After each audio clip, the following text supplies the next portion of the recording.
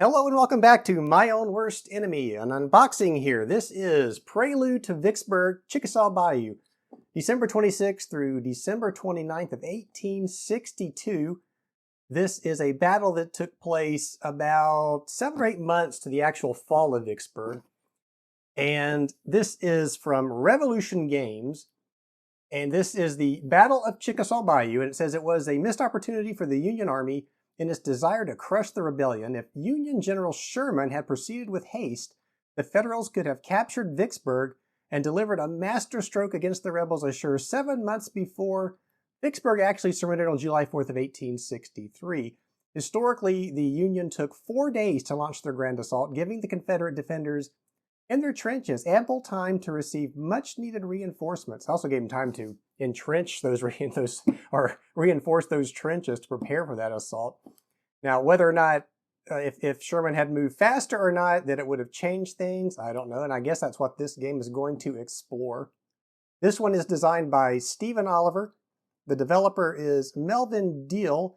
Graphics are by Stephen Oliver, Charles Kibler, and Mark Mahaffey. And this just came out. This is one of the games, Revolution's Blind Sword series games. And this is the first one that I will actually own in that series now. I do have A Most Fearful Sacrifice, which is the Black Swan, I believe it is. And I also have a Champion Hill and the follow-up to that one. I can't remember the name of it, but that's the Shattered Union series, which is based on this system. And let's dig in. This is a game contents here. It says we're going to get a 22 by 34 inch map, rule book, series book, counters, combat results tables, the same sort of stuff you would see in the Shattered Union series, reference cards, activation cards. So yeah, it sounds just like the same sorts of components, minus I think the activation cards. I think this is a chit pull system. And then you can see here that this is actually volume 9 in this series, so I'm way behind in the whole Blind Swords series. So let's open this up. This is a nice box. It's really thick. It's thick cardboard wise. It's heavy cardboard. It's not very thick on end. It's pretty narrow, about 1.5 inches, I would say. And it looks like there's not a heck of a lot in the box, but that's okay. Champion Hill didn't have a heck of a lot in that box, and it's a good game. So let's pull this out. What is this? This looks like just a player's aid card, a turn record track to be precise. And that's printed on heavy paper stock there. And it's kind of neat. There's nothing on the other side of that except for I believe that's the cover that it's just the copy of the cover on that. So instead of leaving this blank and white, they put the cover. I kind of like that, as rather than leaving that white space just standing out there. So let's just go ahead and dig in here. I'm going to pull out these. Looks like there's a lot of player's aid cards in here. So we'll have a quick look at those. Combat results table, and this looks, very similar to what I saw in the Shattered Union series. Not the same thing though. I'm not seeing the other, when you're playing the Shattered Union series, you start with something like this and drill down into your results, and I don't see that on this table. So that's going to be different. And there's some different, looks like there's some terrain stuff there, some shake and stuff. That's kind of familiar to me as well. There's terrain key. Now this was missing in the Shattered Union series.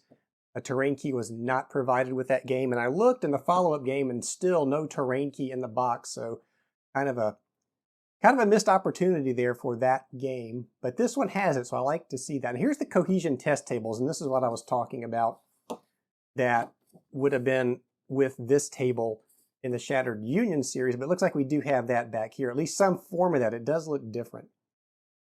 And I'm going to hold that up so you can take a look at that. Nice player's aid cards here. And this is just a duplicate copy for your opponent to use. Here we have, and these are more player's aid cards, and again, we get one for each player, so I'll set one aside. And the sequence of play is on here. I love to see that. The terrain effects chart is also here. There's some more artillery information, more information that you would need. Union event descriptions. This one probably has Confederate event descriptions. It does. So that is nice to have. And I like the artwork on here. Nice thematic artwork. And here we have the Brigade activation display. Now, I am not familiar with this from the Shattered Union series. So this is going to be different. This looks like something, I do have a Most Fearful Sacrifice. This kind of looks like that a little bit. I have not played a Most Fearful Sacrifice, but I intend to at some point, hopefully soon. I'm going to let you take a look at the Confederate Brigade activation and the Union Brigade activation displays. The other side of that is in fact white, nothing there. And now we're going to pull out the rule books. So here's the series rule book. And again, this follows along with the Shattered Union series. If you've played that, you get a series rule book and then you get the rules exclusive to the scenario that you're playing. This is just a basic black and white paper rule book, nothing fancy here. And I kind of don't like the plain paper like this. It will not stand up to the test of time like the ones that have the coating on them. But you know what? It's going to work. It's black and white. I like to see color, but this will do. Chit draw phase. So yeah, this is chit drawing. You're not pulling cards here. And I haven't put a lot of thought into, do I like chit pull versus card drawing? I don't really know yet. Maybe I'll do a video on that when I start doing live chats. I keep promising live chats. When I do a live chat, maybe we'll talk about types of systems and which one I prefer or maybe not prefer, or maybe I prefer them all. So that's the series rulebook. This would be the exclusive rulebook. Now this rulebook was 15 pages. And did we see designer's notes in here? I'm always looking for designer notes. I don't see them in here, but maybe they are in fact in here. So now this is interesting. The exclusive rules are in color. It's still plain paper, not coated, but at least we have color here. So I like that. I wonder why they didn't do the series rulebook in color, because this is much nicer to look at. Large text, easy to read text. So I have not had cataract surgery yet. I am due for that soon. So maybe I won't need glasses to read this when I play through it. And there's the terrain. I see some fire combat, some artillery combat, close combat. So these are going to be changed. Oh, there's the designer note, so that's good. These are the changes to the series rules that we will have for this playthrough. And like I said, there are 8 other games before this one, so that's probably why there's a lot of changes in here. There's the Grand Assault scenario, and that's probably the one I will play here on the channel. And there's a call out here to the Blind Sword System, Herman Luttman. And I'm hoping to go to Buckeye Game Fest this year, and I think Herman's going to be there. I hope so, because he is an awesome guy to talk to. All right, next we have counters, and these are thicker counters. And like I said, do I own any other Revolution games? I think I do. I think I have is it Washington's Crossing, which I also need to get to at some point.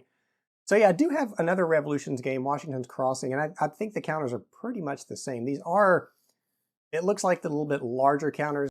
So let's start with this one, and I'm going to show you why I was really drawn to this game. I've been drawn to Vicksburg, the Battle of Vicksburg lately anyway, but I did do some research on genealogy, and I do have a great-great-grandfather that was actually in the 40th Georgia Regiment under Barton. So he actually was at this battle in this regiment, Company C. So when I saw there was a counter for that regiment, I was like, interesting, I'm going to play this. And if the counter dies, I guess I disappear off the face of the earth. So I thought that was kind of cool, kind of a neat thing to see a counter that has the unit that your ancestor fought in, no matter which side he might have been on, right or wrong. Wrong in this case, I think. It's still neat anyway. So these are nice looking counters, and there's the leaders of Pemberton. I was looking for Barton, but I don't think he gets a leader counter. Then we have Sherman is over here, of course. Morgan, Steele. I'm hoping too, this is Vicksburg, and I'm hoping that great campaigns of the American Civil War, I hope they release a Vicksburg game at some point, and that would be awesome. But these are nice looking counters. I'm going to show you the rest of these. These are just general marker counters, it looks like.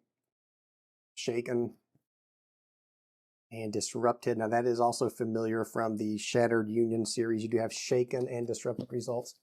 So those are the counters, and those are nice. And finally, I think finally, we're going to look at the map. There are 2 dice in here. I will be using the thematic Civil War dice that I have. Now these are smaller than what we're used to seeing. Let's take a quick look at these. They're not standard size, or what I consider a standard size die. They are much smaller.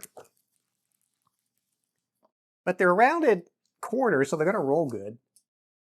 They're certainly doable, certainly usable in the game. But like I said, I've got the thematic dice. I'm certainly going to use those. So let's take a look at this map. It's a standard size paper map, one-sided. And do I have it upside down? I don't think so. Let's get that on and flatten it out just a wee bit. And I have to say right off, this is a very nice looking map. This is almost Rick Barber-esque, the hand-drawn look that this has. It looks similar to A Most Fearful Sacrifice, the type of artwork that is here. So that's nice. It is pretty easy to read. The hex numbers are a little small, but I can read them except for when we get into the woods. And then they kind of get lost in the marsh. It's very hard to read hex numbers in those areas. Hey, like I said, though, I got cataract surgery coming up. Maybe those will pop into focus when I can see better. So it's an interesting map. A lot of water on this thing. There's a corduroy bridge down here.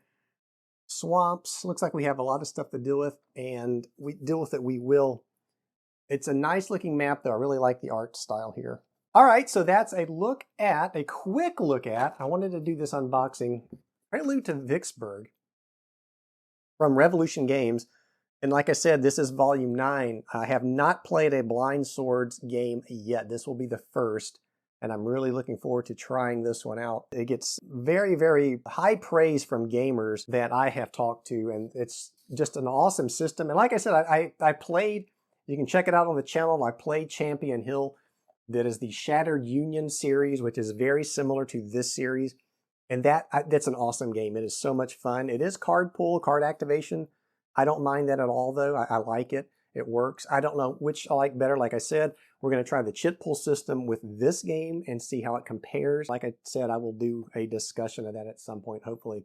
All right, if you liked this video, please give it a thumbs up, subscribe to the channel if you have not. And as always, thank you for watching, and I'll see you back here next time.